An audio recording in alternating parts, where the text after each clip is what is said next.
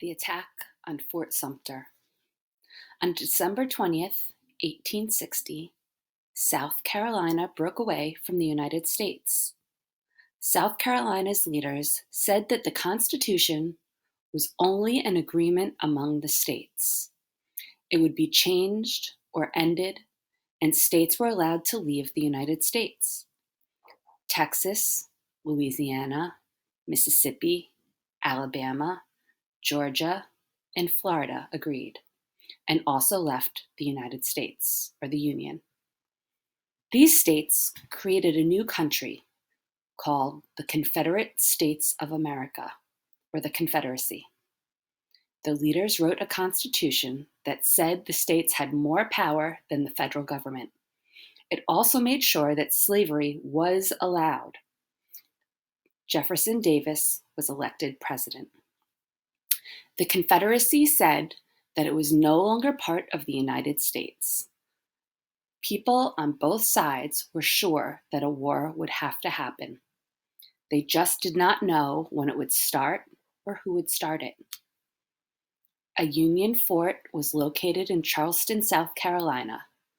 Fort Sumter belonged to the United States, but it was now inside the Confederacy. Union soldiers inside the fort needed supplies. Abraham Lincoln, the President of the United States, worried that sending supplies might start the war. He decided to send them anyway. President Lincoln warned the Confederate leaders that he would be sending supplies. Before the supplies reached the fort, Confederate troops attacked on April 12, 1861. The Union troops inside the fort would not give up. The Confederate troops fired on the fort for almost 40 hours until the Union soldiers surrendered. The attack on Fort Sumter was the first battle of the Civil War. On April 15th, Lincoln asked for volunteers to join the United States Army and fight the Confederacy. The Army would force the Confederate States to come back to the United States. Thousands of men in the North joined the Army. More Southern states broke away after Lincoln asked for troops. These states were Arkansas, North Carolina, and Tennessee.